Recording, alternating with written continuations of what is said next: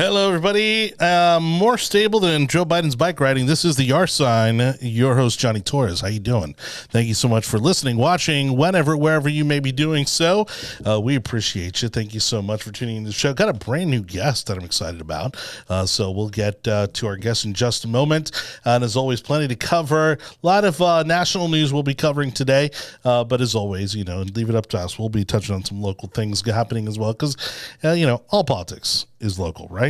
Don't forget that if you miss any part of the video version of our show, you can also subscribe to the audio version of our show at any of your favorite podcast platforms, over at the Tech Overlords, especially at Google, Apple, Spotify, Audible, Amazon, iHeartRadio, Odyssey, and Samsung podcast platforms. You can find the podcast pretty much anywhere, especially if you search the Yard Sign.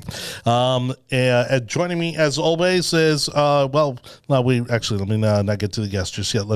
Sorry, threw you a curveball there. Tonight's topics. Let's get into Biden crashing. And of course, we mean that in more ways than one. If you've been paying any attention over the holidays, over the weekend, it was a holiday weekend, I guess, Father's Day. And democracy in danger. We'll talk about the Democrats' messaging leading up to the midterms and, can they really sell the fact that our democracy is in danger? Of course, the January 6th hearings just took place, and they're trying to scare the bejesus out of everybody. And will it work? We'll talk about that.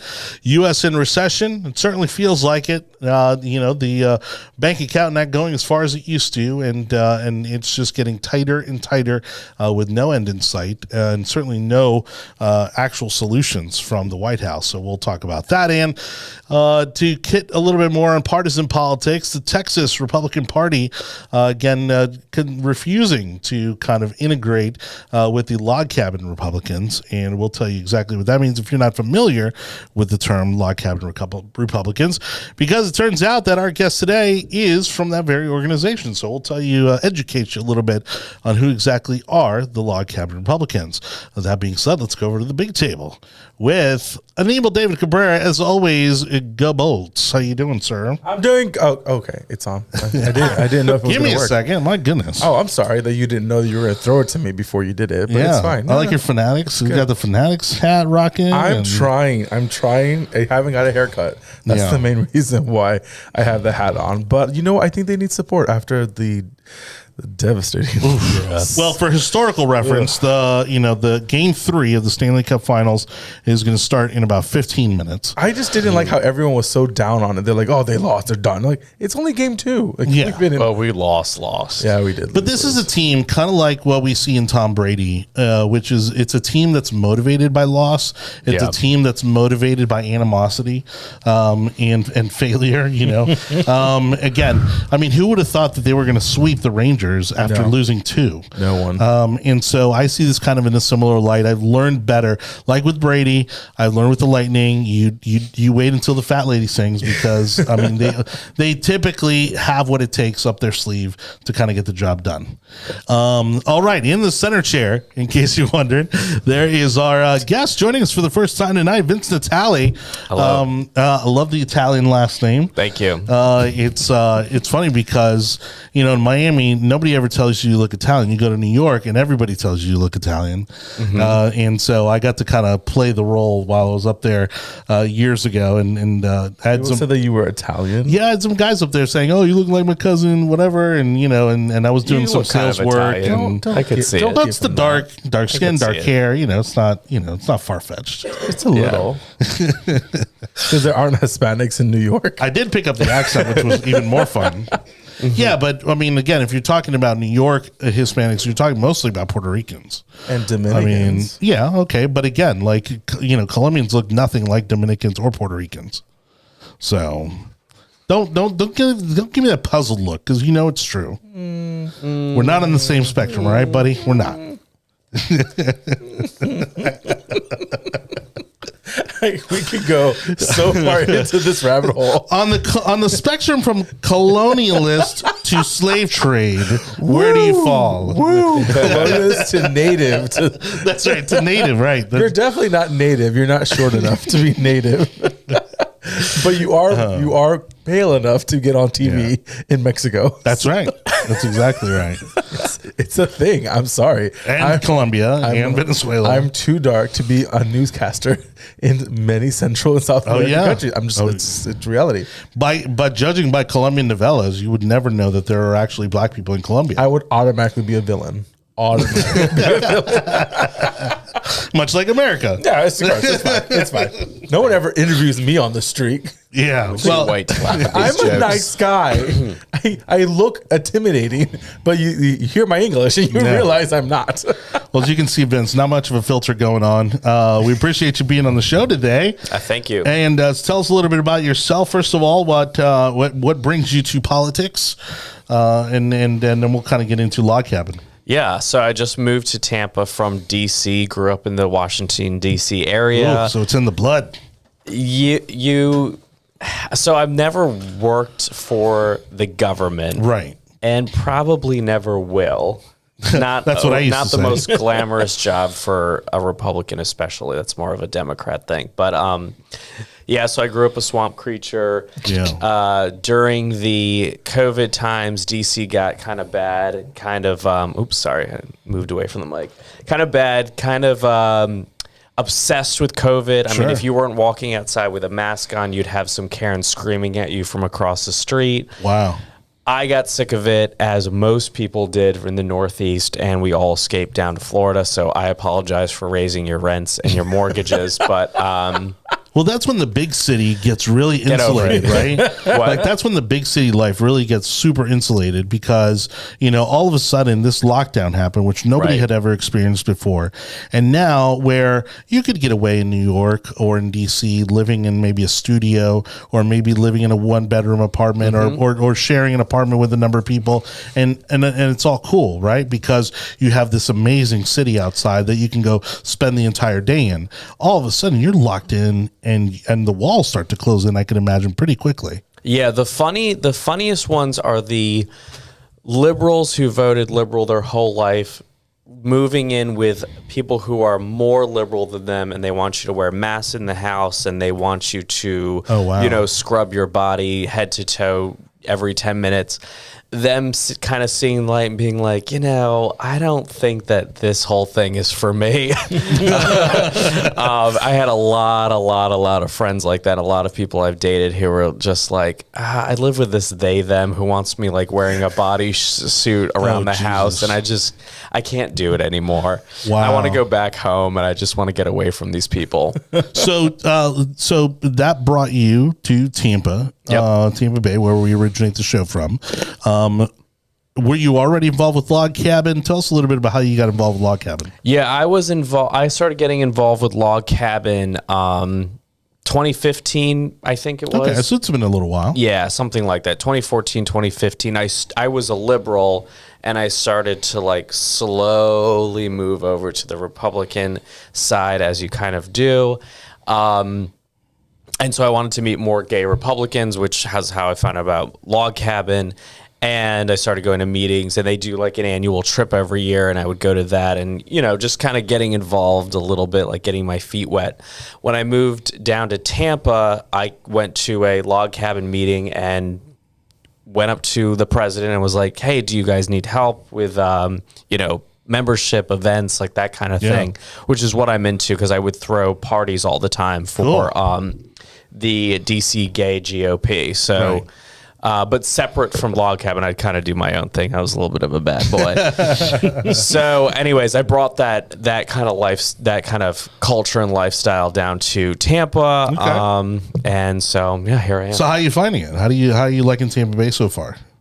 Oh, it's completely opposite to DC. So there's stuff about Tampa that I love and DC will never have. But there's stuff about DC that I do miss, especially having grown up there. Yeah. That Tampa will just never have, like that building behind you. Oh, right. Yeah. They're so hard to compare. It's apples and oranges. Sure. Yeah. I mean, it's almost like living in a different country. Yes, it is living in a different country. Right, because those buildings are incredible, and there's an aura, there's some kind of a sensation that comes along with walking through the National Mall, and and walking among just the amazing buildings all throughout DC. Yeah, there's nothing better than going to a protest in DC and like having the two sides battle, like especially like, for example, when Amy Coney Barrett was coming in. There was protests at the Supreme Court every day, and two sides were just going at it, and I just loved it. Yeah, I went to every protest in DC. I didn't care what it was.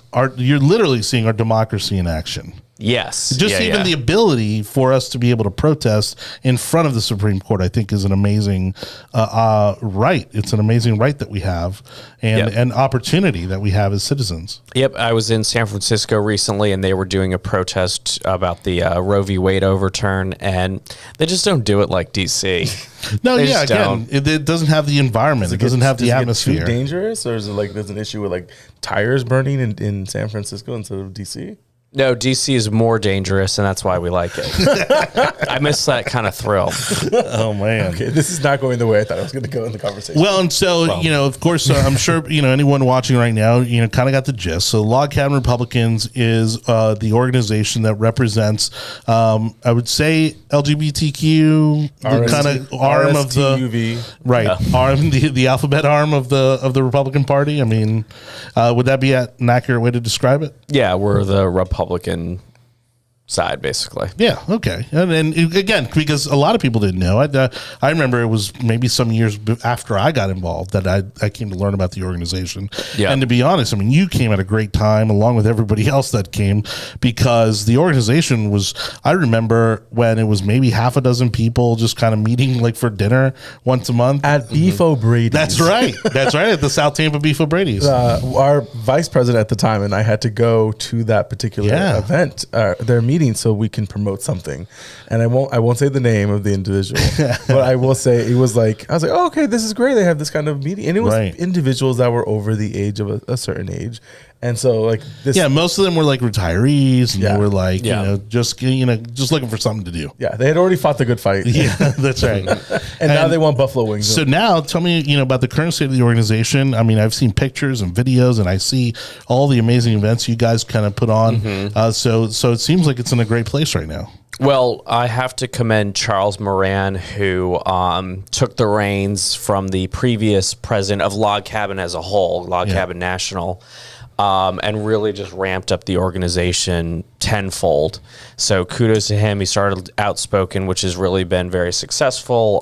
Got people like Rick Grinnell involved, and even this last year we had our annual gala at Mar-a-Lago recognizing Melania Trump, which was amazing. And Outspoken is now a national brand. I mean, it's been a very successful national campaign. Exactly, yeah. So, I mean, I'm not a historian on Log Cabin as a whole, but I do know that we were involved with early on getting the Don't Ask, Don't Tell repealed.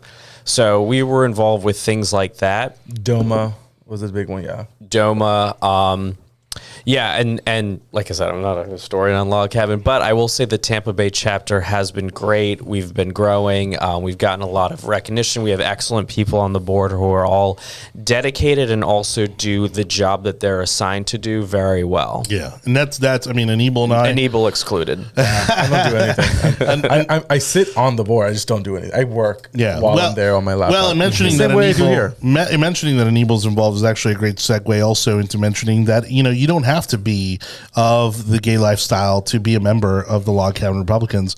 I've gone to meetings and events, and I know that beyond Anibal, there's also many other members that also come and are just supportive of the organization in general. Yeah. Lauren, before the Tampa chapter was really established, David Leatherwood, who runs Brokeback Patriots, asked Lauren and I and again, he has been a good friend of Lauren and I for many, many years. He went to our wedding.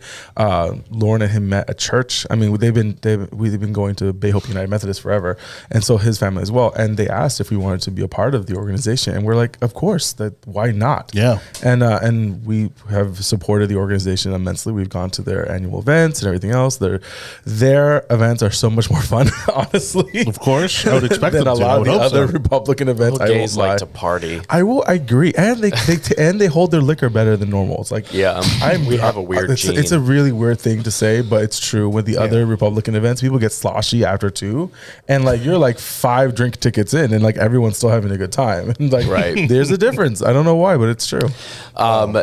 And I think we'll say that is a unique thing about the Tampa chapter is that there are people who are not in the LGBT whatever community.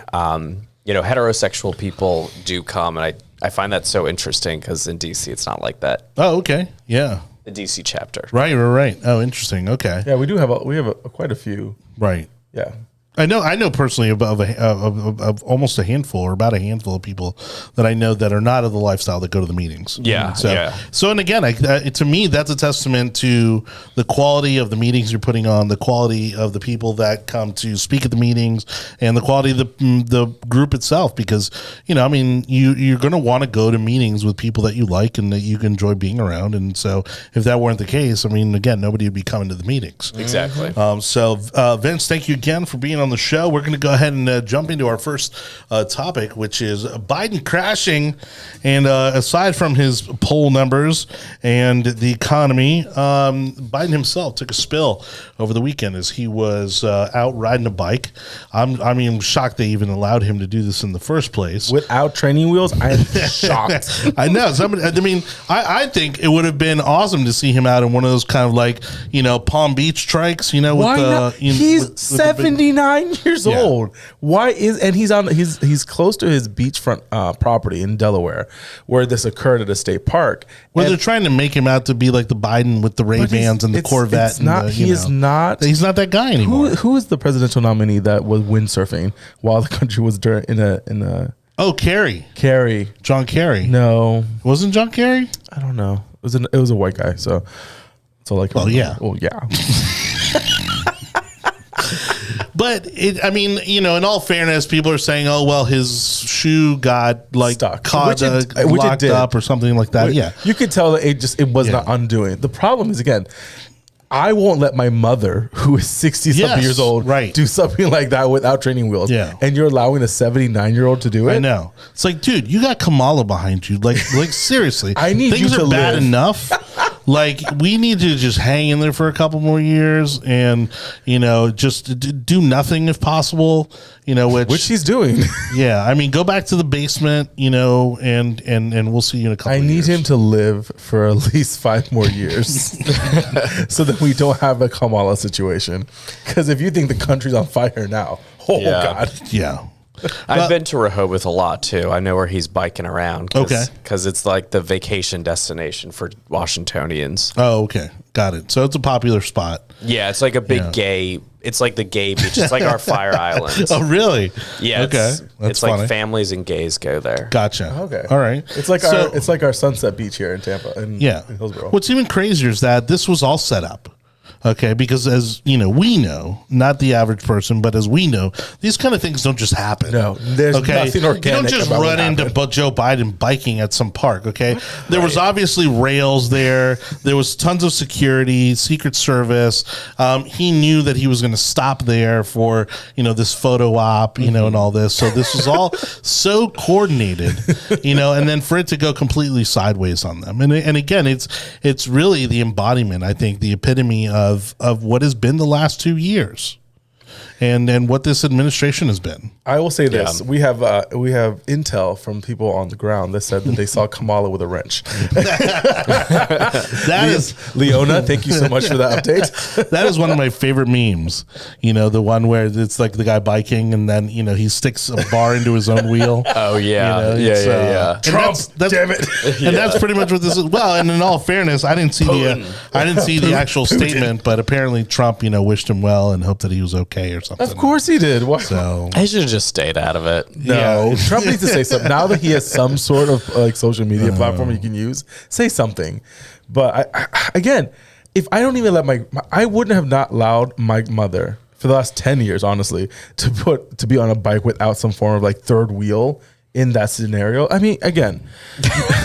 But they're trying. It is. This is the thing. They're trying. You haven't been here long enough to see the tricycles coming up and down Golf Boulevard, and you're weaving out of traffic not to hit them. Clearwater. Oh, it's so bad. It's so bad. I'm not nuts Sun about City. Clearwater. I will say that one. No offense. Sun City. Sun City, It's the golf carts. Even the So- golf cart, I would have accepted. I would have accepted him in a golf cart. Well, because they are trying so hard to create this narrative that he's physically in great shape, mentally in great shape. They're trying to build this narrative that he's going to be fine because, let me tell you, obviously the Republicans are chomping at the bit, for this election to come up. But there are Democrats that are literally waiting in the wings for something to go south, Right. To give them a reason to run against him. I will not be surprised if he has one or two primary opponents. Who do you think could be a legitimate? Bernie's going to run. I think Bernie's not going to gonna run. Bernie's not going to run. He's not. He's just as old. Pete Buttigieg. But Pete Buttigieg is currently in the administration, so it looks weird that he would do that. Doesn't care. What you're he's talking doing- about a guy who thought he was, who thought he was qualified to be Department of Transportation. He's doing after being a mayor of a small town in a horrible Indiana. job as the transportation administrator. Of course, Do he you got all stranded know at an airport over the weekend. Do you all know the trash truck story from when he was mayor? No. Where he ordered a bunch of new trash trucks, and they were too big to go down the roads that were in what was the town he was mayor of? I don't remember. Whatever town that is. Anyways, the roads, all the trash cans were down alleyways, and all the trash trucks Oh he my ordered, God. millions of dollars spent. Right. He couldn't. They couldn't even go Too down wide. the alley. Oh Yeah, they my were too gosh, wide. Of course. So he had to scrap them all and order new ones again, smaller ones. Only a government official could get away with that and still keep his job, Yeah, and then right. and then fail upwards. Like Right. that's literally Yeah. what government Millions is of for. dollars thrown away, like completely just, again, at a loss. So, like- and then still continue to hold their position. So I was watching the whole debacle when it came to the plane, like flights being canceled and everything else, which is a much bigger deal that people aren't understanding, that the airlines know ahead of time that they're going to have to cause a huge wreck because they don't have enough pilots, they don't have enough staff. It isn't like day of they find out. No, it's like a week or two before they find out. Right. So they're still allowing people to buy tickets on these airlines that they know they're not going to be able to fulfill. well, they're maxing. They want to max out every and also flight. they know that they're going to be able to take advantage of individuals trying to get back home when they could fully well take cash right there and then instead of taking credit. So like they're taking full advantage of that. Pete Buttigieg has a lot more abilities to punish the airlines if he really wanted to. And what's happening now is that he doesn't know what he's doing. And Right. of course he doesn't know what he's doing because he's a lifelong politician. He's not a bureaucrat. So he's not even taking advantage of the punishment that he could be doing with the airlines. And then him getting stuck at an airport because his plane got canceled is so poetic justice. Right. Because I was thinking about I would think our transportation department head would have his own plane to travel around the country. So I was like, maybe it's okay. It's kind of cool that he's flying domestic. But then I'm like, you are literally sitting in an airport because the meeting that you were going to go to scold the airlines got stuck to begin with. Yeah. It's just the poetic justice is amazing. Well, again, it goes back to when these climate conferences come around, everybody shows up in a private jet, Yeah. and so it's all because they're trying so hard, South Bend, Indiana. They're trying South Bend, yeah. They're trying so hard to Thank you, Chase. to live up to this ideology, that they don't realize, again, that they're putting themselves, in these kind of positions to look ridiculous. Okay, so we've talked about Buttigieg.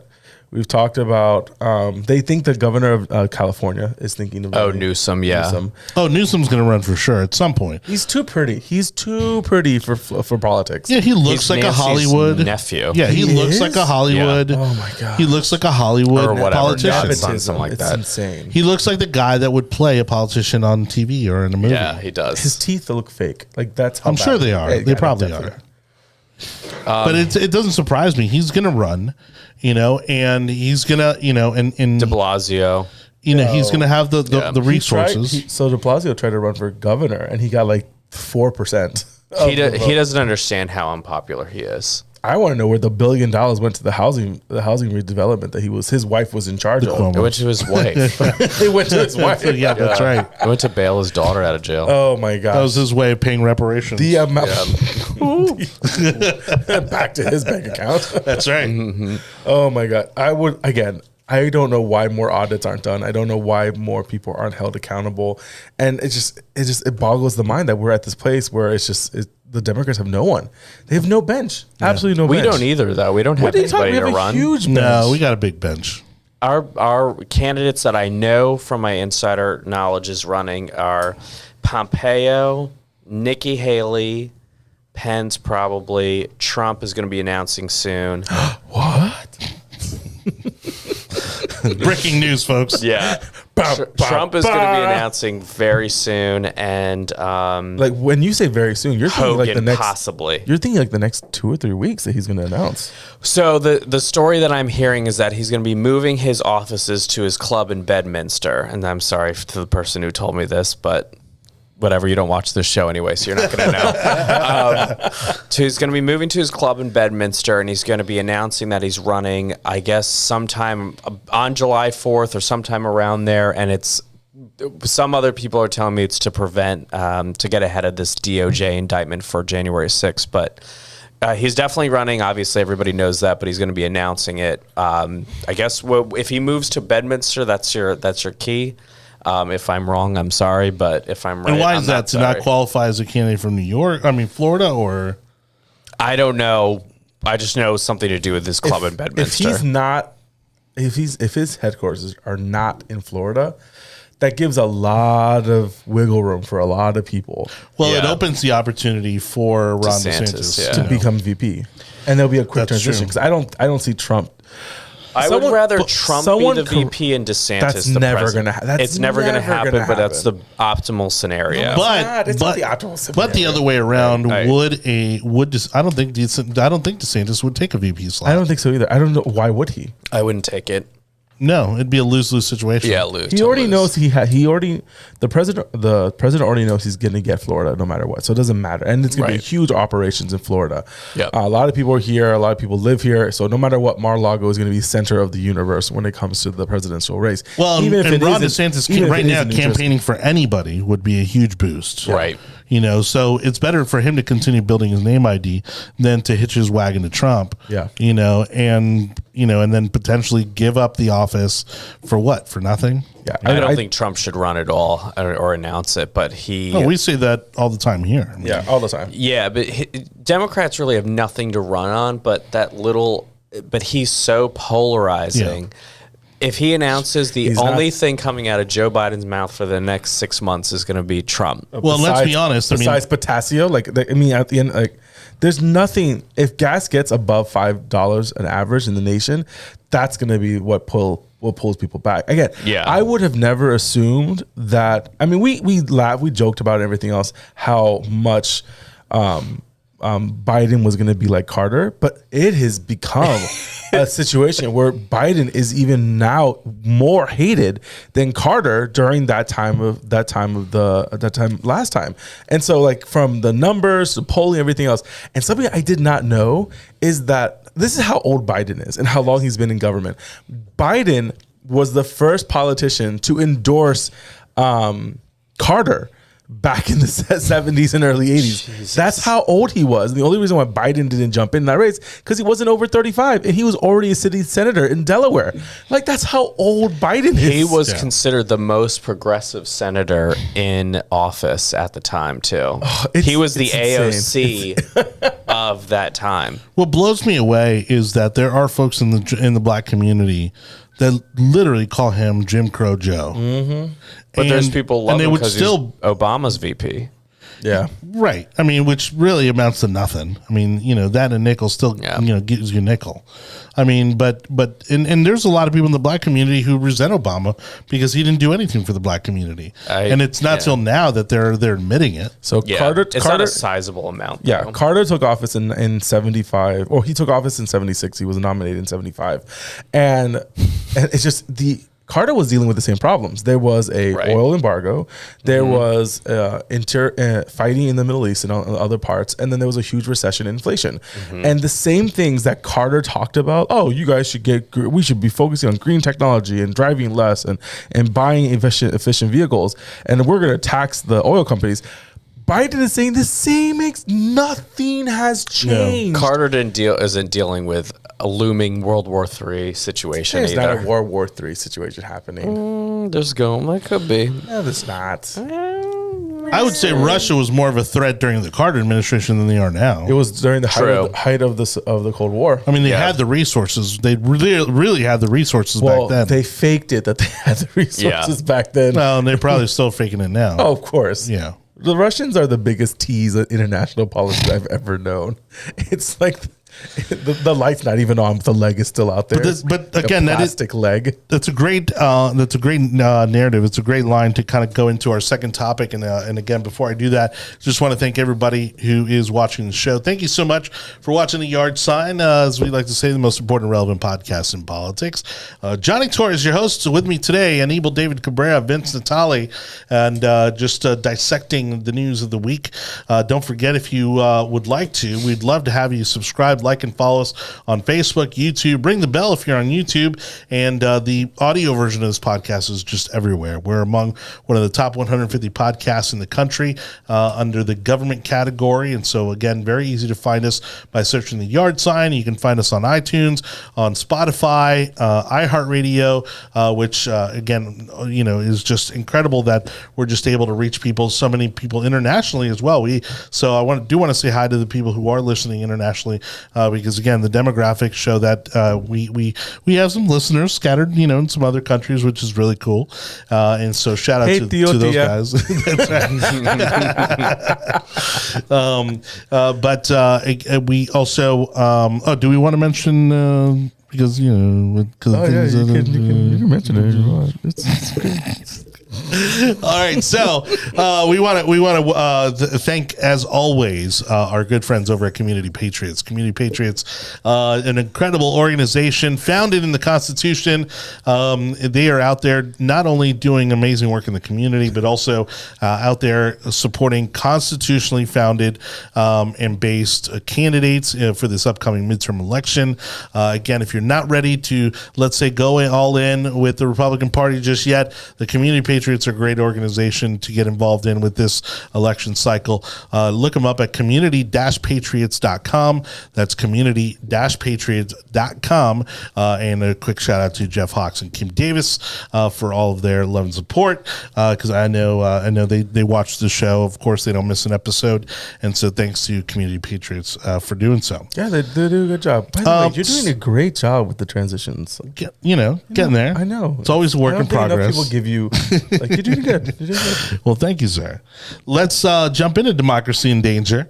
And in Democracy in Danger really is obviously the narrative that the Democrats have been pushing since the January 6th incident. They were really, actually even before that, they were starting to build that narrative, as, Trump also started to come out and say, well, the Democrats were going to try to steal the election, that we had to be vigilant during the election, for things that they might try. Of course, COVID threw all of that, into a huge mess, because it really opened up the window for Democrats to change the rules for the election, which is, why, again, I think among some Americans, there is a big question mark as to, the legitimacy of the results in the 2022 elections. We've said this before on this podcast, that do we think that there was a nationwide push to deceive and to ballot harvest and everything else? No. Do I think there was a lot of shenanigans happening in Pennsylvania, Georgia, and Arizona? Yes, I do believe in that. I think that the thing, and we know because we were there listening and watching these democratically controlled houses in those states make changes to their voting requirements days before the election to make it easier for there to be a lot more shenanigans happening. And when you realize at the end of the day that it's a 50,000 vote margin between Trump being elected and Biden taking the presidency, of course there was things going on that should not have gone on. Now, do I think it was... Maybe the few days after the election, you could have said something and kind of may have happened, but it would have caused so many more problems. And we're just way too big a country to do the type of forensic audit that would have been needed to validate one way or the other. Whether, we were all in the clear or we're all, I think, and look, one of the things that I didn't realize was really, I mean, you could looking back, I mean, you can see it, but I mean, really, in comparison to other countries, like our whole election system is outdated. I mean, it's it should be more current with current technology. And I don't know about that. The reason why I say that is because either we go federal and that's going to piss everyone off, well, or that's the we big holdup. We keep on I don't want it to go federal. I want us to continue to. It should be individual counties and states making their decisions on how they want elections to be placed. Now, do I think Iowa's caucuses and some of these other places make absolutely no sense? Yes, I think it makes absolutely no sense. However, that's the way they want to run their elections, and that's what I was saying is, and again, there's a lot of other countries that technologically have already moved on past the point where we are in terms of how they handle their elections. But again, you brought up the exact reason why we're not there, and that's because we don't have federally controlled elections. And so the entire country is never going to be at par, maybe technologically, because so many of the decisions on how to manage these elections are done at the state and local level. Yeah. There's also been countries who have gone to that technology advance and then turned back to, paper ballots, France example, because it was, I guess there was tampering or something like that. People just didn't feel comfortable how easy it was to tamper with. Well, we've said this. I mean, I think that we're very close. We're on the verge of finding the technology. A lot of people believe blockchain to be that technology that is going to allow us to have fair and secure elections through technology. Right. We're not there yet, but I think we're on the verge of figuring that out. The only reason why I always push back on that is because I remember when I used to work in the banking system, that every few months a new company would come along and say, we have something, new technology that'll make your life so much easier, make things so much faster, everything else. And my boss at the time would look, you put shit in, you're going to get shit out. No matter how good the technology is, if your data is screwed, then you're always going to have a flawed system. And he's like, because humanity is human, because humans are human, and you can't trust the voting rolls when it comes to a lot of these podunk counties and even Atlanta. Oh my God, the way they had to purge those rolls is absolutely insane. How are people, again, there's a lot of crap going on. How is it that an apartment building is getting 30 or 40 voting votes, and then you go to that address and there's no building there, or someone's grandma has been voting since 82 and she's been dead since 65. There's plenty of stories like that, but because it's location is the only way that's going to go through. So in Florida, we learned our lesson during the 2000s when we had the hanging chads and all that crappiness, and we had to get our shit together. And so now a state of almost 20 million people get their election results by 10 o'clock.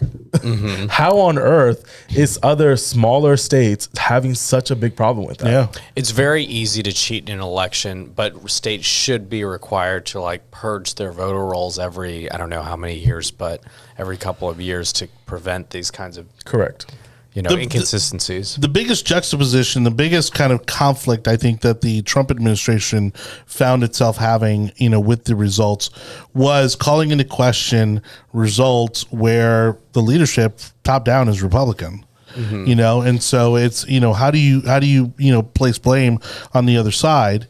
If again, the people at every stage of the process is saying, no, our numbers are good, our process is good, and I think that's where he brought himself into a lot of precarious positions, in terms of trying to make a case for the elections not having the outcome that he wanted. Trump also didn't have any people on the ground. He didn't have any lawyers on the ground. He just wasn't prepared. He thought he was going to win in a landslide. And if there was cheating, he was not prepared to combat it in any way. And that was his own fault. Also, I think the people around him, and I'll say this, I think the people around him were lying to him. Honestly, were lying to him of how bad it actually got in regards to no, they lied. And so if he's being told this, and of course that's where the rhetoric is going to go.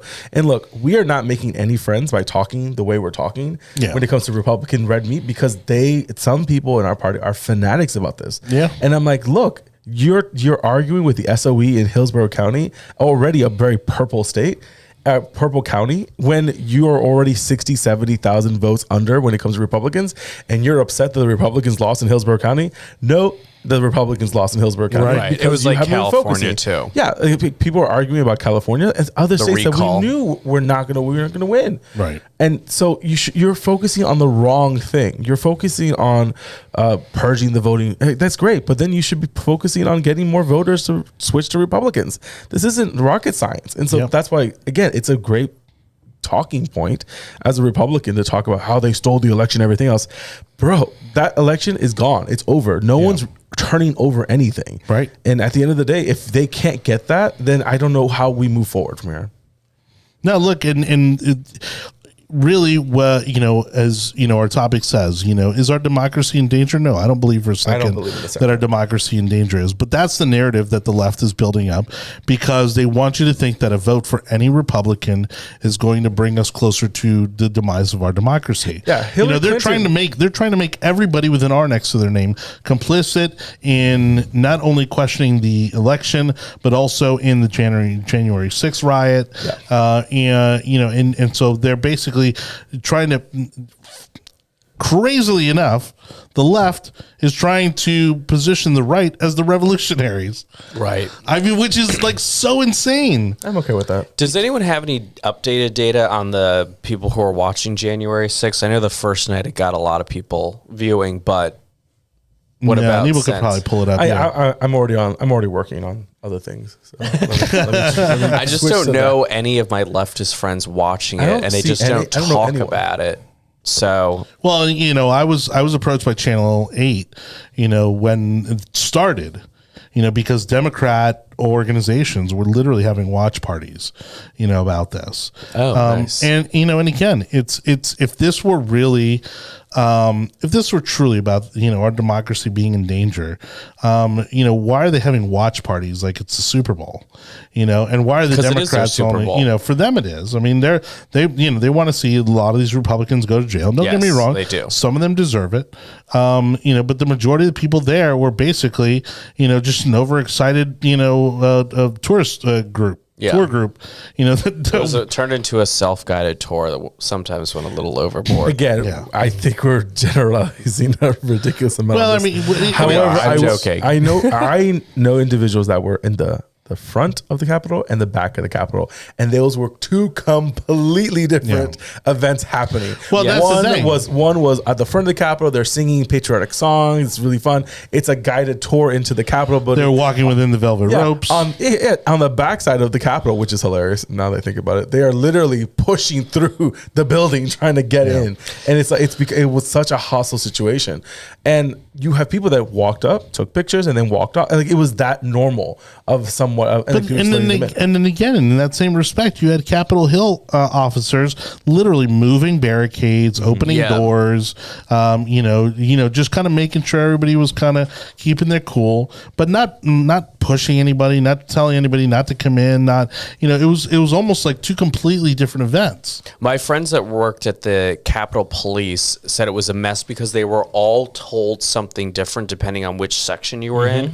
So some police officers were told let them in, some were told not to let them in, some were told let a few of them in, but not all of them. Yeah. So there was a mismanagement and not much communication unilaterally for the people guarding the Capitol building that day. Well, and again, I mean, doesn't this fall back on Pelosi, and her not authorizing, that the but no one's talking police about get that. additional resources? No one's talking about that, and that's the upsetting part of this whole I situation. mean, she controls. I believe that the Capitol Police falls under her.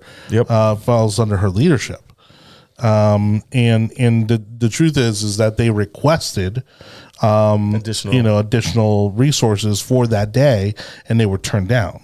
I thought the mayor is in charge of the Capitol Police, Muriel Bowser. Well, there's DC Police. DC Police. But not Capitol Police. Capitol Police is the police department that strictly belongs to Congress, to the Capitol building. Maybe that's why there was so much. There was not a unilateral message because some were DC, some were Capitol. Well, and the big controversy now is that Nancy Pelosi and the Democrats are trying to expand the Capitol Police's jurisdictions into major cities around the country, because the Capitol Police do not fall under FOIA requests and can't be subpoenaed to Congress. Interesting. So there's a whole nother rabbit hole. But you're right when you talked about the timeline for Trump's announcement. He wants to get ahead of this narrative because really the only thing that Democrats are trying to accomplish in this January 6th hearings is basically to discredit Trump as a formidable candidate for president. They're trying to come out and say that he shouldn't be president, that it is a danger to our country for him to be president, and that these hearings alone should disqualify him from becoming president. I think Trump, obviously he's going to run again, but he needs to watch how much he's going to talk about January 6th and how much he was like effed out of the election. I think he'll probably harp on it a little bit too much. So I'll turn even people like me off. I'm just like, he shouldn't. There's so much to talk about. Yeah. That he could focus on. Right. Well, don't when get it me comes to wrong. the There's some president. conversations that took place offline, about this whole situation that, again, I think do need to be brought into question and do need to be looked into. But if you're also looking at what actually took place that day out in the open, he didn't make a call for them to attack the Capitol building. I mean, he was still talking. He was still giving a speech while they were starting to move on to the Capitol building. Yeah. So I mean, that right there is such a discrepancy when people and you didn't see it when you were hearing at the January 6th hearings. They blowed right past that because no one was talking about how the fact that when he did the speech and then he was still on the podium when they started moving. When that group of them started moving, like they weren't even part of the rally to begin with. Well, and I'm willing to bet money that there was FBI involvement. Oh, of course, of course. Yeah, there is. And what infuriates me, kind of like with the Steele dossier and all this stuff that Hillary Clinton did, coming out, 6 years later, and validating everything that the Republicans had said for so long, is that it's going to come out inevitably. It always does. That the FBI was involved in the January 6th riots, and to what extent, and by then there's nothing you can do about it. No. Right. I mean, and again, they are upset that Trump is talking about how the election was stolen. Hillary Clinton still says the 2016 election was stolen from her. Right. She says that even as of like last week. And no one harps on her because of that. Yeah, right. And again, it's a tit for tat situation, but at the end of the day, you have the person that was the closest individual to becoming the next president. No, nobody's asking her to substantiate that claim. No, nothing at all. And now it's proven that her people paid for the dossier. And so, and like, that's not getting any heat at all. The Hunter Biden, laptop has become even more of a bigger issue right now. It continues to get worse because he recorded his conversations and like hours and hours. Recorded a lot more than just conversations. I haven't seen those pictures Shame. yet. And so it's like too soon. And it's like, and he even says in one of the recordings, by the way, I'm recording the conversation. And like, he just leaves. This is the nepotism with him. It's just, he just leaves the laptop. And it's so sad that we still allowed this individual to become president with such a you have an issue with the Trump children compared to the Biden children. My God, right? Like, what are your standards when it comes to raising children? It's absolutely astronomical. I mean, we're talking about, we're barely scratching the surface on Hunter, but the baggage that guy has. I mean, and then with the brother that died, and then the widow, and then the relationship there. Yeah. Him having relationships with the widow. Yeah. I mean, he's kind of a Chad if you think about it. Kind of. My goodness. I mean, his Chad? picture should be right there under the definition. What's a Chad? It's like an older male, kind of like, No. like Like an alpha male. yeah, goes around like, kind of sleeps with whoever he wants, does whatever he wants. Oh, okay. Yeah. We call them trust fund babies. Well, That's what definitely he is too, but you don't have to be trust fund baby. Wow. There's a lot of eye rolling in the back of the camera. All right, folks. Thank you again for watching the Yard Sign. We appreciate you. And again, go Bolts, as we are now about 30 minutes into Game 3 of the Stanley Cup Finals. And so, but we love doing this. We love sharing our perspectives. We want you to share your perspectives with us. So make sure you comment and let us know what's going on in in your world, in your politics. Feel free to like, comment, subscribe, wherever you may find the yard sign. A simple Google search will do. And then, of course, you can subscribe to the audio version of the podcast in case you need to go watch that Lightning game and you want to catch the rest of the show. You can catch the audio version of the podcast on your favorite podcast platform. And we appreciate you in advance for leaving a review and sharing it with your friends and family. Let's jump into maybe the most important topic that we'll be talking about tonight, which is the U.S. in recession? Is the United States in a recession? You want me to answer that one? And well, I mean, it's a softball question. Do you want me to answer that one? Yeah. Can I get a camera, please? Yes. But moving on. Next topic. I mean, we talked about this a few weeks ago. It was a horrible Q1. We are about to get out of Q2. Nothing is better than from what happened in Q1. So I wouldn't be surprised if we continue to move in that direction. Last week, the Fed raised about 0.75 points. It was crazy. I wouldn't be surprised if it happens again, honestly, if it's a 50 basis points or 75 basis points. And it was funny. And I actually talked to a friend of mine that's a stockbroker, and the day that they announced, and I was like, look, it's probably going to be the same thing that happened during the 2008 recession, which was they hike rates. People are all happy about it. And the market goes up for a day and then just falls off a cliff the next day.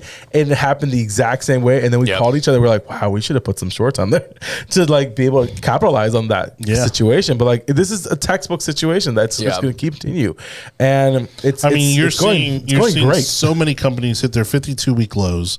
And again, the stock market isn't the economy, blah, blah, blah. But it's perception. Yeah, I mean, again, it's a reference point. It's at least a reference point. And it gives you an idea of kind of where things are headed. And the fact is that right now, the people that have the money are incredibly scared about where the direction that our country's headed in. And this administration doesn't have the answers. They have no idea what's going on. They were talking about going to Venezuela to talk to Maduro to try to alleviate the oil situation. I mean, it's like, well, you might as well just go back and sit down with Putin. Because if you don't think the Venezuelans are working with the Russians, then again, I don't know what geographic playbook you're looking at. And this is what upsets me every single time. You hear these people talk about, oh, we shouldn't talk to the prince of Saudi Arabia, and we shouldn't make nice with X, Y, and Z. This is how international politics works. So he had a reporter killed. You know what? That happens a lot in Central and South America. So, and we still have to deal with those politicians, and those reporters disappear all the time. You don't see us not talking to Colombia anymore. You don't see us not talking to Peru. For how many years did they put up with Hussein? Exactly. And all these high mighty individuals, and now you have to reap what you sow. You can't talk shit about Saudi Arabia and the Middle East, and then a week later, basically on your knees to try to figure out what's going to happen. And that's what you get. I mean, I can even remember going as far back as FDR playing nice with Stalin. I mean, of all people, Stalin. But that's the world that we live in. Yeah. We cannot, if we don't want to be the police of the world, then you have to play nice with people and dictators that you have to deal with. And now what's going to happen is, because what's happening now is a large percent of individuals that are no longer working age are now retiring, and those jobs are leaving and not being replaced by people. I mean, at one point, it was every one unemployed person, there was 1.9 openings. That's just a ridiculous number. Yeah. And so you have a situation where dollar value is increasing at the same time as oil prices are increasing. The world is upside down right now, and the only way this is going to work itself out. And what bothers me is that basically everybody from the president on down is trying to build this narrative that it's the Putin tax hike, right? That's what they're calling their latest thing, which it just sounds stupid, because if Putin has that much control over our economy, then what the hell are we doing wrong here in this country? Americans cannot walk and chew gum at the same time. Why is our economy so? If that were true, if that were remotely true, which it's not. No one believes that. No, not even his own voters. Right? Why would our economy be so dependent on Russia? It's not. Everyone knows that. That's a ridiculous, the Putin price hike. I actually have a lot to say on the economy, because there's just so much to say, and I read today that the Dow Jones has dropped 11 of 12 weeks, which is a record. The only time it has done that was before the Great Depression. So I actually think we're going to be headed into a recession and then depression. Well, the numbers are already showing that Biden will be in a recession. That Biden will be worse. Will leave us in a worse economic situation than Carter did. Yeah, I believe that. Well, the problem is that the Fed, Jerome Powell, is too much of a, excuse my French, pussy to raise interest rates to dropping all the language today where they need to be. Inflation is at, I mean, they say 8%, but it's higher. But the inflation is at least 8%, whereas interest rates are not even at 2 yet. So they need to There they are. Huh? We're at. Well, Yes, we're around. we're We're somewhere around. We're less than 2. We're less than 2 still. Which is still too low. Inflation is going. Prices are raising way too fast to keep up, even if they're raising interest rates by 75 basis points and 75 basis points or 5 basis points, whatever, or 50 basis points, whatever it might be. It's just not fast enough. And what will happen is we're going to be hitting a recession, whereas prices are still going to be increasing. So people are going to be out of jobs and they're not going to be able to afford literally anything. But the most bizarre part about all of this is also all of the odd things that are happening, aside from the external forces, right? Like the war in Russia or the war in the Ukraine, and COVID in China. Those things I get. But now you've got all these really, really bizarre things happening, even here in the United States. You had those thousands of cattle that just mysteriously died, because of a heat wave. Plants. I mean, these guys typically, see those kind of things coming or make preparations. And you're gonna tell me these thousands of cattle, were just keeled over all at the same time, and then you have these food processing plants that are going up in flames all over the country, getting hit by planes. Yeah, you have strange. Right. You you have of course the issue with the baby formula, which that because our attention span is about 2 seconds.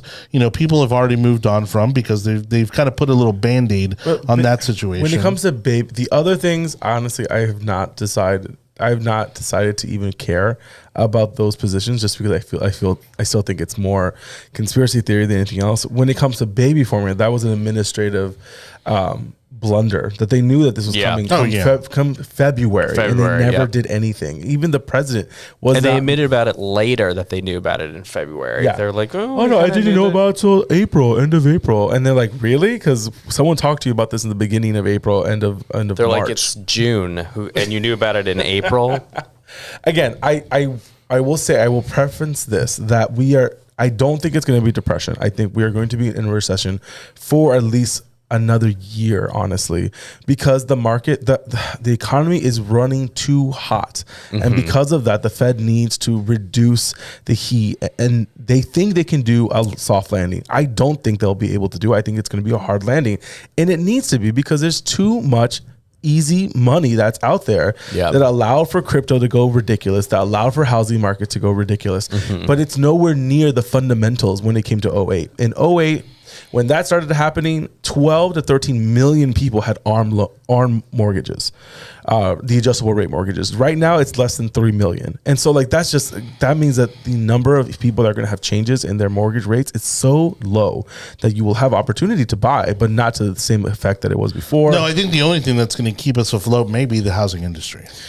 I agree, because we are so deficient on housing units that need to be built in this country. And again, during the start of the pandemic, a pile of wood was almost $1,000, and they went it's now to like $500 to $400. It'll probably get down to $200, and so that will make it cheaper to start building more. Yeah, because those were remnants. Those were remnants of the COVID supply chain issue. But we're still going through that supply situation. Of course. So like now you have Target that everything's on sale for some odd reason. My wife says, and because of is it? Okay. Yeah, they just put out their Q2 earnings, and it's bad. Because they have too much inventory, and so like all these companies have to figure out what their inventory looks like. And then you have others that are just talking about, when it comes to gas prices are not going to happen anytime soon. That's going to go down. There are 3 events in the year that people buy more food than any other time in travel. That's Christmas, Thanksgiving, and 4th of July. in less than 2 weeks, we're going to have a situation where literally every family is putting gas in their cars, going to the grocery stores to buy excess food for an event. And they're going to realize that one, either the price of gas is too high or that they cannot find the food. And that's when the country's going to go berserk, and things are going to get even worse for this administration, because they're going to realize that they cannot buy enough of what they want. And now we kind of can figure it out, but we're going to have a situation in less than 2 weeks. And I don't think people are realizing how much of a problem it's going to be. Yeah.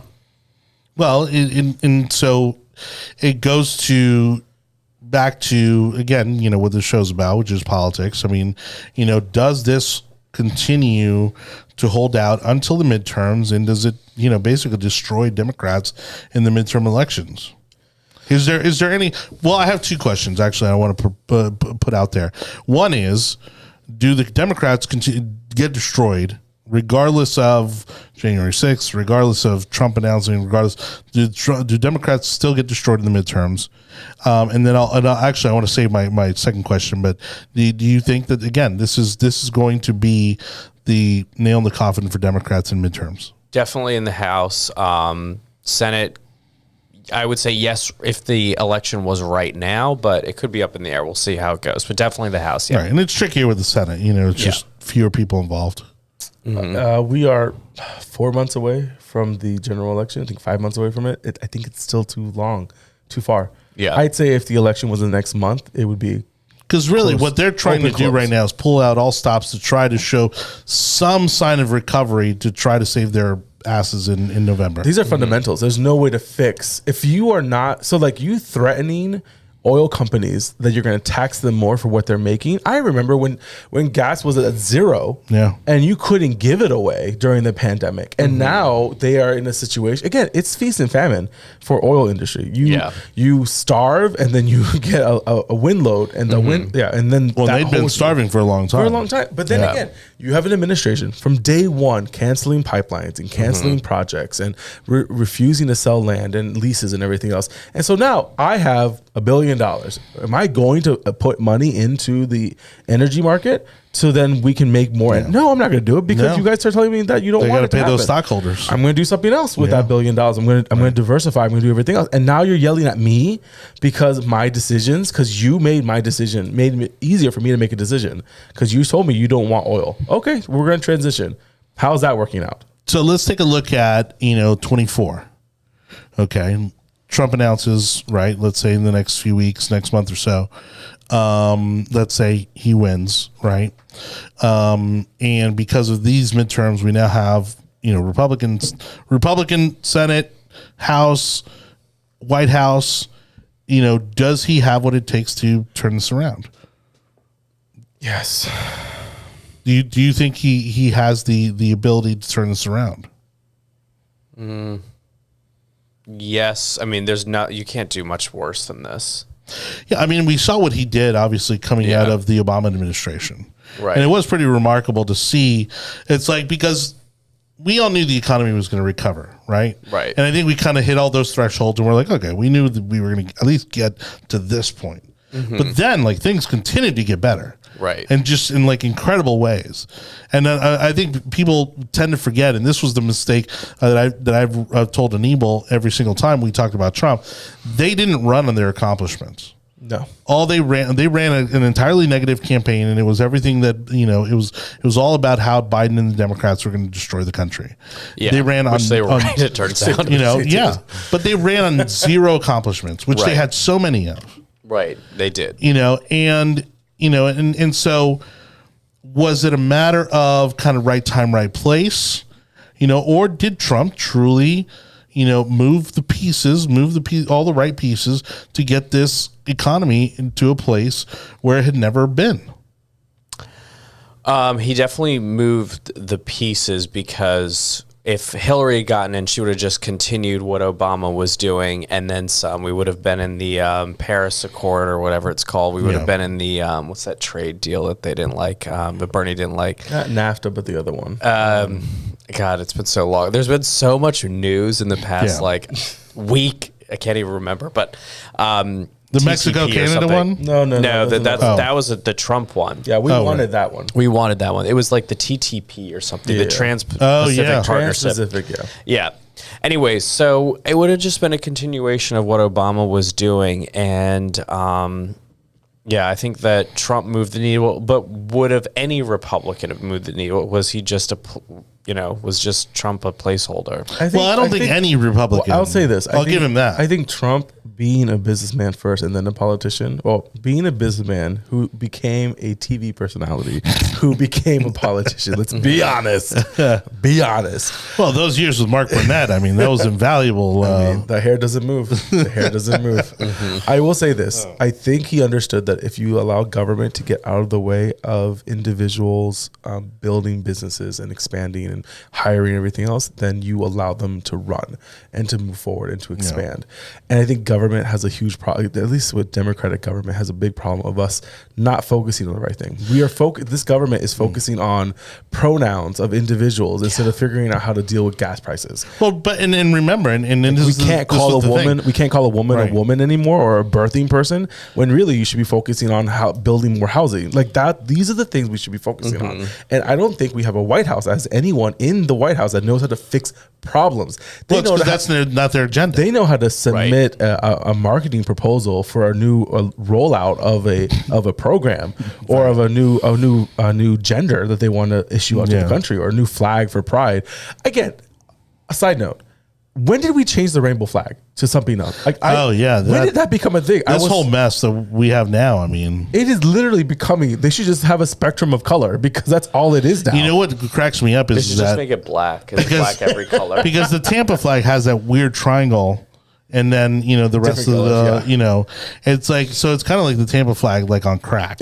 Yeah. Is what it looks like. Yeah, because there's a triangle inside the Right, flag. And I'm inside like, the rainbow. I didn't know Yeah. it changed. I'm like, isn't that the rainbow? Isn't the rainbow the representative of all the colors? And now they have the Ukraine flag in it.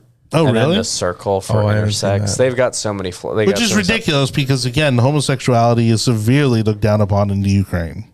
Yeah. I'll say this. I'm starting to not blame them. For the amount of brain power that's being used to build out new flags, we could have solved world hunger. Like, honestly. Yeah. We're just wasting. People are getting paid. Jonathan, But this people are is the getting thing. paid to build flags. This is- Where are we? Where's my check? This is what I'm excited about if it holds true. That let's say the Elon Musk Twitter thing falls apart. Trump continues to be banned on Twitter. Let's remember, at the beginning of the Trump administration, he was bringing everybody in. Remember, like it was like Tim Cook and Bezos and Musk and all these guys were all coming in to sit down with him. People in the black community, people like everybody under the sun was coming in to meet with Trump.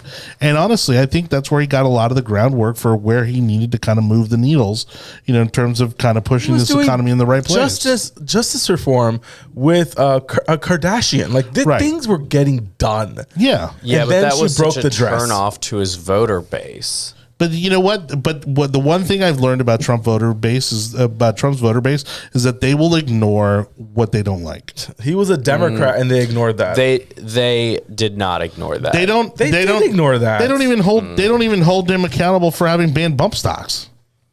Yeah, they did. They were very angry about that. They were angry, It but was they a still voted build for it. Yeah, of but things. there's like, as he said, there's nothing that he could truly do that would make them change their vote. He could shoot. They're someone never in going to Times not Square vote for him. and they would But not there be an were issue. stuff he could do to make them not vote. So you have to remember that he brought up Well, people yeah. who Did that in Georgia. historically, people who historically just don't vote. Right. And when they were like, you know what, I haven't voted in 30 years, but I'm definitely voting for Trump. But he did other things, like you were saying, like bringing in Kim Kardashian and do like criminal justice reform. They're like, this isn't what we voted for. I'd like my job in my factory back, which he did do a lot of, but they wanted him focused on that full time. Right. Not doing criminal justice reform, not doing bump stock bans, not anything No, like but that. my point was that he was meeting with anyone and Anyone, everyone. yeah. Well, that he was was willing to come in. Anyone And except his base. But the only downfall to all of that, because all of that paid off, and I think all of those meetings was what got the economy to where it ended up right before COVID, was his Twitter account. Yeah, it was I love his lack Twitter. of discipline. No, and look, I did too. I thought it was hysterical. I loved it. I mean, and I think it gives you this kind of 1980s, like, hell yeah, we're like, the best at everything kind of We are the best at vibe. everything. And which again, but liberals hate that. I know. Right. You know, and you look at what's happening with Top Gun, for instance. The reason Top Gun is doing well because it makes us feel like we're fucking badasses again. It makes us feel like, we're in charge and we're getting done again. And it updated the volleyball scene to a football scene on the beach. I mean, that was a lot of a much more inclusive football scene. A lot of clicks, a lot of clicks and pauses. I have yet to see the movie. I'm actually very excited. I heard it's great. It was fun. It was fantastic. You went to go see it and you didn't invite me? Yeah. Couldn't wait for you any longer. It's And they already took it out of IMAX. I didn't even get to see it in IMAX. I wanted to see it in IMAX. You want to see the beach scene in IMAX? No, I want to see everything else that happened in IMAX. But there was no politics in it. Oh, either. no, Yeah, there right. was politics in it. The back of the jacket still had the Taiwanese flag. Yeah, that funny. part. That was. And people are like, then they're doing that on purpose. Like they don't care at all what happens. in No, China. it was. I think they very much played into what got Donald Trump elected, which is that time in our history where, like things weren't perfect, but man, we thought we were just invincible. We thought that we could do no wrong. The way that And that was the 80s. The 80s was that time. and the 80s sucked for the rest of the world. Honestly, It did. And we're moving back to a time where the world is going to definitely suck for everyone else except for us and a handful of other countries. That's exactly But if what's that's the moving. way it has to be, that's the way it has to be. People have to starve for you to be happy. Well, look, I mean, the truth of the matter is that the fact that if we hadn't gone through the shipping of our industrialization overseas, which started in the 60s, but really kind of really took off in the 80s and 90s, we wouldn't be in the positions that we're in right now. We wouldn't be having food shortages. We wouldn't be having supply chain issues. I don't think that's true. There was a situation. No, because we were doing it all ourselves. There was a situation where the value added of working in the United States, doing manufacturing, like gritty manufacturing jobs, were not there anymore, and people didn't want to do them anymore. No, I don't think that's the. Yes, it is because we were And it was we were becoming expensive. overeducated. It was becoming very expensive, but I don't think it's that So people you didn't want to do it couldn't do anymore. it. No, because it was on. You could if I'm having to pay in 1970s. You couldn't be competitive. In 90s, yeah, but what Yeah, happens? but if it's you're- financially competitive. It's But not that people didn't want what those happens- jobs. Yeah, but it's again- that the companies weren't able to compete globally. But what I'm saying is that, But that playing field is leveled as well. It became too expensive to do those operations in the United States. Yeah, The but only we've reason why- overcome that. The only reason why we overcome it is because it's cheaper to build it here than to build it in Taiwan. Well, of and then course move it here. is. But I mean, that's the It thing. took- it took 25 years, 30 years. Because they were paying slave wages, in Taiwan and China, and I mean that's what it was. That's what it is. If you want to pay, even still in some you want to pay cases, $50 for tennis shoes, then that's what's going to have to happen. which I do. Thanks, Costco. I mean, But that's the thing. There's some things that just doesn't make sense to be made here. Now it can be made. It doesn't. I don't need to be- agree with that. It doesn't need to be made in I think- Philippines. I It can think be we- made in I it think can be made everything. in Mexico. I think we should be making everything in this country. Then you won't have a dollar store, and that That's hurts, fine. That doesn't hurt you, but that hurts a large population in the United States. Not if you're talking single digit unemployment. We are at single digit unemployment. I know, but we're not making stuff the way that we used to. Again, and that was What did I just tell you? For every one unemployed person, there's 1.9 jobs openings. Correct. We don't have the but nobody even workforce. knows why that's happening right Because now. we don't I have can't the explain it we either. don't I have don't the understand workforce it. to be able to be put into those jobs, and so the market needs to slow down, which is why we're increasing interest rates. So then they're just not going to fill those jobs and figure out how to do it somewhere else. I don't understand how we are pretty much in a recession and yet there are jobs everywhere. Because the number of people, the labor force is diminishing because we don't have as many people that are up working. Yeah, but where age. did they go? They retired. I mean, it was COVID. It wasn't the rapture. No, in some parts we. Good job. Someone notate. Damn it, he gets a good one every once in a while. The number of the boomers were did one of the few things that other countries didn't do, and they had children, and those children then grow up. Again, it takes 20 years to get someone to become of working age. So China's having a situation where they're losing about 100 million people every few years because they don't have the labor force anymore. Right, but that's what I'm saying. In the United States, when we have people going into retirement age and they're retiring, there's no one to backstop that from happening. So we're going to have a problem for the next 20 years in this situation. Yeah, but I think the positive is that we are headed back to a time where we are going to be insulated because so much of the manufacturing and food processing and all this stuff is coming back to this country. And maybe not for everything, but for the major necessities. I mean, the fact that Intel again is going to be building microchip plants, but around that the causes country. inflation. You know that, right? That all causes inflation. Retooling, not temporary. It causes it's going to be for 5 to 10 years when it comes to retooling. But there has to be. But to be honest, there has to be an adjustment. There has to be an adjustment. Yeah, but for those factories to open here, that means you're going to have to now pay higher wages, which then causes inflation. Which is going to happen anyways. That's what I'm saying. With the time of because as soon as Vince moved here, I mean, it's like now I can't afford a 1-bedroom apartment. Do you know I have to pay for parking in Ybor City now? Jesus! Thanks, Vince. The things that are happening because of your people moving. Hey, we brought a lot of money to the state. Yeah, and now no one can buy anything here. I know. It's actually a huge problem in Florida. I know we've got all these great posh restaurants that now we can't go to. Oh no, I still go to them. I don't know about you. I still go to all those restaurants. I will say this. Speaking of which, I am hungry. I know we have to find something nice. I will say this. Everyone starts talking about that we need to have a hurricane in Florida because then to give you guys a taste of what it actually means to be a Floridian. Kind of thin out the herd a little bit. But then also odds are, knowing God and his humor, it'll be like a Cat 3, so we'll be at a party somewhere while Vince is hunkered down at home. Yeah, we'll all be at an Evil's in the pool. Honestly, we did that yesterday. It was rainy in close to I was Citrus at a Park. pool party too. Citrus Park in Town and Country. It was rainy, and everyone. There's 7 of us in the pool, and we're like, it's kind of thundering, and where was but our it's invite? not really thundering. Please. Yeah. Did you go to church yesterday? It was Father's Day. Yes, which means you go to church. Where does it say you go to church on Father's Day? Where does it say you go to church on Mother's Day? Nowhere. But you still go to church. Says who? Oh my gosh. Not if the mother doesn't want to go to church. I'm not going to go there. My mom made my dad go to church yesterday. So even if it is his day, he still has to bend the knee. Spent the day with my daughter, which is how you should spend Father's Day. Yeah, at church with the Lord that blessed you with that child. With my father? I'm going to spin it. Who art in heaven? Any way I can.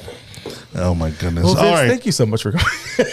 Yeah. Thank you. That's right. I have a feeling Vince, the next time Vince comes up, he's going to open up a little more and he's going to be, again, we'll see a different side of you. Well, none of us are ready with. Was I too held back?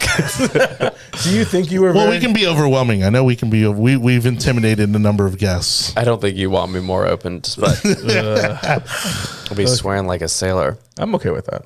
Yeah, I'm always willing to push the envelope. But on that note, we want to go ahead and just try to just bring to light a topic that I think is important because, I've worked for the Republican Party in various capacities, and particularly in outreach, and in trying to attract voters, trying to attract demographics that typically don't side with the Republican Party, and of course the gay vote being one of them.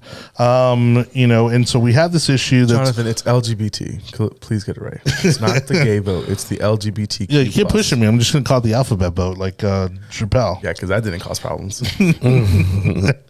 Well, at least you won't get flagged for it. yeah, it might get more viewers. Probably. But this is a problem. CPAC had this problem a few years ago. They continue to kind of hold ground, and I get it. It's the Conservative Political Action Conference. That I get. Mm-hmm. They're not a political party, so they can kind of do whatever, and I really don't care. It's to their detriment, honestly, because I think conservative, again, is one of those words that can embody a lot of things, and in a lot of ways, it embodies kind of what each person has their own interpretation of what exactly that means. When it comes to the Republican Party, for a group that idolizes Ronald Reagan so much, it amazes me that there are still people within the organization that try to push people out. You know, we have this problem here in Hillsborough. You know, we have this problem seemingly in Texas, you know, and I'm sure it's common in some other areas. But, you know, to give everybody kind of the background on this situation. So the Texas Republican Party had an annual convention, and the Log Cabin Republicans, which is the gay wing of the Republican Party, wanted to have a presence at this conference. They wanted to have a table. They wanted to, you know, have people in attendance, and they basically shot down the whole thing and said, hey, you're not welcome. And this has obviously been a thing that's been ongoing for a number of years. I personally will continue to advocate for the fact that I think it's generational. I think the most of this is generational. Once, you know, our generation starts to take the reins at higher and higher positions, you'll start to see more of this kind of social conservatism, not necessarily go to the wayside, right? Because social conservatism also includes, you know, abortion rights and, you know, or pro-life, stances and that sort of thing, which are very much of the fundamental aspect of the Republican Party, but I'm definitely, being a Hispanic first generation American, Republican, I'm very much of the mindset of like a Reagan Republican. Like, if you're with me 80% of the way there, like, we're good. Like, let's do this, and so it's disappointing and frustrating when you see that, you've got a state organization that continues to ostracize people and kind of push them out, especially at a time where our country is so divided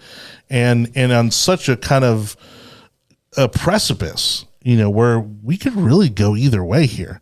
I mean, Colombia, which has traditionally been a very right-leaning democratic republic, much like ourselves,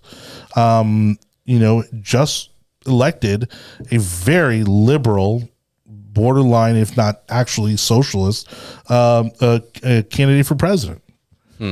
And so all that being said, I mean, with your involvement in DC, and I know your involvement here is kind of fairly new, give me your perspective on, how it feels when you see something like this and you still, for an organization that, again, can't afford to lose any votes, to see them continuing to push away an organization that wants to be a part of the process, wants to be a part of the group. Yeah, it's interesting. I mean, in my philosophy, I would want everybody, as many people as possible, supporting my side and my my political party, because I want to win. Yeah. But you will see infighting in any political party as it starts to expand, and you see it with the Democratic Party too. I mean, like, one group doesn't like the other one, but the Democrats are good at having everybody there and everybody being inclusive because that's their philosophy. I don't know the reasoning behind the Texas GOP excluding the Log Cabin group. I'm not behind it, obviously, because that's ridiculous at this point. And there could maybe be just don't put them next to Joel Osteen or something, And there could be some internal politics at hand. That's prevalent. I mean, we see it, Nemo and I see it all the time, where sometimes it's not the overarching, reasons that one might assume. I mean, there could be some internal politics that are leading to this just decision. Ego BS. And I think a lot of that now, I think in this situation, and we have some people on the ground in Texas that knew about this situation, so they've known about this for a while, and it is a little bit more is internal politics that's happening in Texas. It was also the closest vote that they've had so far, 4-3. So this shows that there's literally just one person, one individual that could have voted either way to allow this to happen. So I think I wouldn't be surprised if next year that they are allowed onto that podium and into that room. I will also say this was the same group that voted for a resolution that says that Biden lost the 2020 election. So, I mean, well, and I think they also, I don't know, was it the party or was it the legislature? I think that kind of reaffirmed their rights to secede or something like that. I wouldn't be surprised if it was both. Yeah, it's Texas. I mean, right. It's like a different kind of. It's in like any other part of the country. It's just, they make their own rules and make their own decisions. But now, look, I mean, perceptively, at least, based on what I see in my social media feeds and what I see kind of out there, I mean, more so, I think, than at any other time that I've been involved. I find the strongest voices to be among Latinos, to be among the LGBTQ Republicans, kind of going out there and basically taking a place in the front line of politics and saying, "Hey, you're not going to push back on us. Right. You are conservative minded. You aren't going to project your values on us as a whole, as a group, right? Because they want to treat the LGBTQ community as kind of like this just one big block, that agrees with everything." Yeah, and I'll give my friend Scott Pressler, some credit there too. I mean, he has been on the forefront of getting people registered as Republicans all across the country. Well, he's done amazing things. I mean, he's amazing. He should be head of the GOP nationally, not Ronna okay McDaniel. Whoa. Well, and again, it's funny because again, this is kind of one of those places where, you had a guy that literally trashed your uncle, in a political debate, and basically just about, destroyed your family name into political obscurity. And yet now you serve at his whim by running the party. Like, it's just crazy to me how that works. Yeah. Well, it's like I said, it's all infighting and just ego and politics. That's how it kind of works. You had Jeb. Jeb. We saw what Trump did to Jeb in the election. And then you had George P., who's his son, like basically begging Trump for an endorsement. And I think they're trying to figure out where their place at is in this world. Because again, those kids are coming from that new generation. Well, it's holding on. It's holding on to the power. It's holding on to the influence. Exactly, because they have the money. So what else is there to do? I will say this. So this was released by by 45. President Trump, who historically expanded the GOP coalition, made clear that LGBT conservatives are welcome in the American First Movement and the Republican Party. The organization wrote, "It is shameful that the Texas GOP leadership is choosing not to follow his lead." And even Trump Jr. Accused the Texas Republicans Party of canceling gay Republicans by excluding them from the convention. So there's a lot of big voices saying that they should not have done this. And that was one of those other aspects of this administration and this and the Trump campaign in general that I never really felt that they were loud enough about, which was about how inclusive they were. Now liberals are always going to downplay it and they're going to dismiss it and they're going to, try to, kind of brush it aside, but again, I mean, especially with Trump being a quote unquote New York Republican, obviously, again, he's somebody who cares about business. He cares about the economy. He doesn't care about your lifestyle. And that's prevalent, that has been prevalent in all aspects of his life. And I felt that it was something he didn't really capitalize on as much as he could have. Well, the RNC just opened a LGBT outreach wing of the organization, so that's sort of new, I think, from this year. And I forget the guy. That's exciting. I forget the guy's name who's running it, but you can look it up. It's brand new, and I think Don Jr. and Peter Thiel and Rick Grenell are obviously big supporters and very much behind it. But yeah, they don't talk enough about how expansive the party is. But we don't have the same kind of diversity as the Democratic Party. Like, we don't have furries voting for us, for example. Is that a block? Is that a voting block? It is now.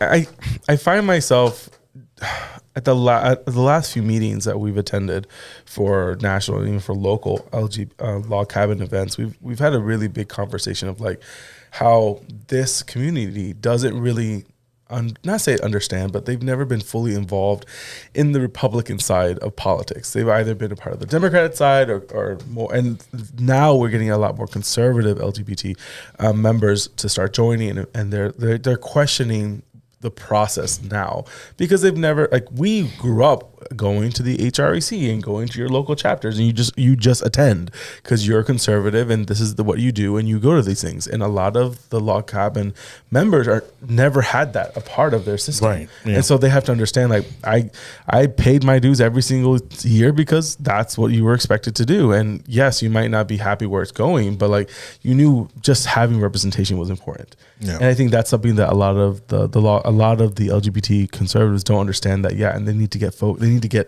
understand that having a chapter in your community, having a chapter in your city, in your state, gives you voice, because you have to be seen.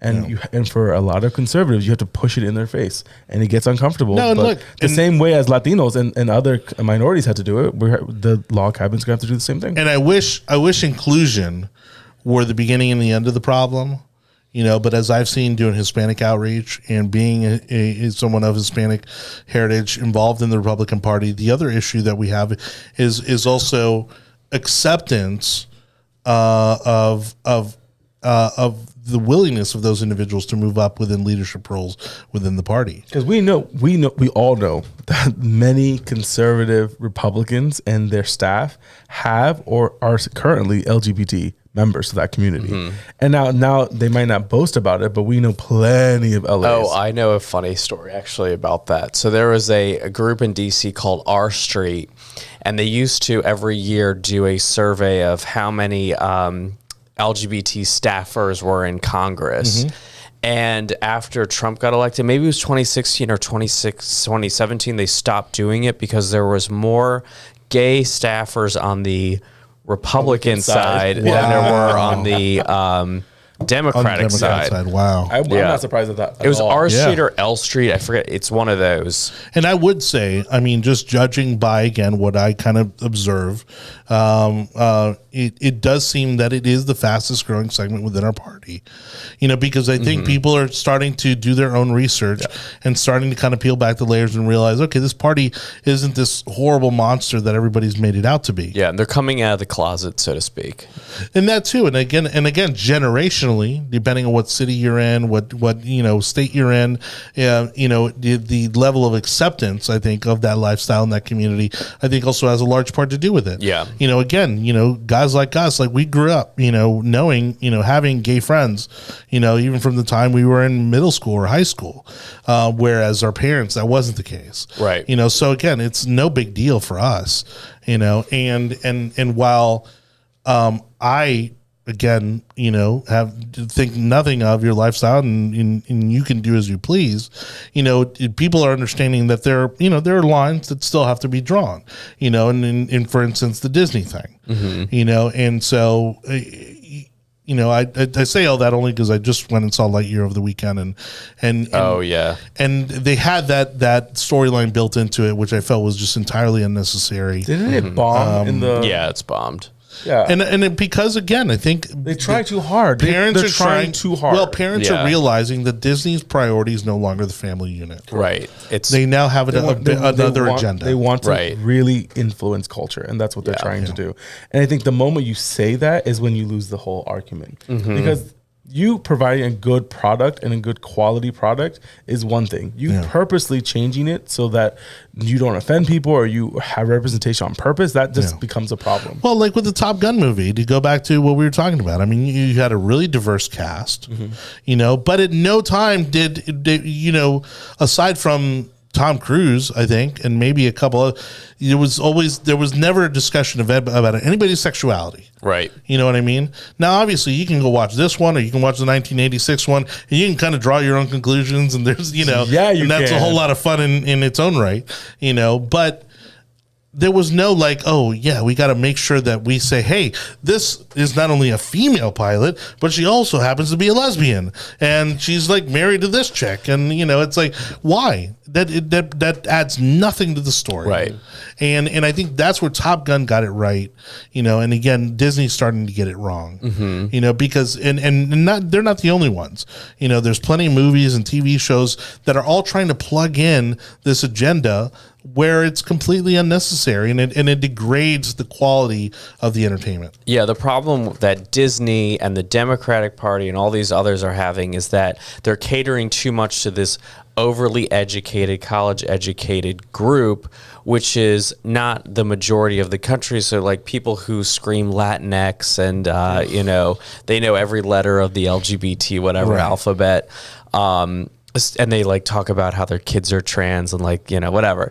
So, what's happening is Disney is losing families. Yep. Democrats have lost completely the working class vote, which includes Latinos and a good chunk of African Americans. So we're seeing Texas and California; they're already flipping seats. Yeah. The craziness of what's happening in Texas is absolutely insane. Yeah, and I bring it all to say this because when I went to broadcasting school, the very first thing they taught you on day one was that the key to be successful in the entertainment industry, the number one thing was be relatable. Mm-hmm. Be relatable. Okay. And that's it. That's all you got to do is be relatable. Well, guess what? Miss Marvel, which is currently failing on Disney Plus, is failing because you've got a young Muslim girl who all of a sudden becomes a superhero. Okay. All right, cool. Like good for her. But how many people out there can relate to a young Muslim teenager? And so while it's great that they want to try to create these storylines, for representation reasons, again, don't expect these to be blockbusters because at the end of the day, if your average, family, if your average kid can't relate to the primary characters, that you're putting out there, then these are going to be flops. And then you have the situation where they do something that's very much for the culture. So we can easily talk about Coco, or we can talk about that is such an emblem of that culture. That raise the culture. Raise the culture. There's a difference between building something that's going to be able, Encanto was a great example of something that every Latino family could understand what was happening. The fact that there wasn't a chancleta thrown at any time at any of those movies tells you like that was the only thing kind of missing when it comes to that disciplinary situation. Yeah. But like I remember but they did have it in Encanto. But with Encanto, in Coco, I'm sorry. In Coco they had the chancleta. The chancleta. Yeah. And so like I don't know what they're talking about. I know. Sandal. It's super Spanish. We'll explain that to the show. So with Encanto, people were like, "Oh, the grandmother is the bad guy." No, she is not the bad guy. She is the only person trying to hold the family together. Now, sometimes you overly focusing on one thing makes you not be able to focus on what's really happening, which is what the point of the story was. But I had to explain to a lot of my Caucasian friends, the grandmother is not the villain in the situation. Right. She's the core. She's the core. And the fact that sometimes the core can be misguided, and that's what was happening. Yeah. And that's a cultural situation where there is no bad guy because you still got to live with these people. There's no unnecessary. There wasn't any unnecessary agenda there. Correct. You know what I mean? They weren't trying to force any kind of storylines that didn't belong, and that's why it was a bigger success than Frozen. Correct. I mean, it's like who would have thought that Disney songs would ever I mean, I think it'd probably been since Beauty and the Beast since we'd heard Disney songs on the top 10 charts in around the country and around the world. And then water that down to the fact that this was about a Colombian family. It's like, think about how niche that is, and yet it was incredibly successful. And no one talked about drugs. I mean, this is the thing. It really is.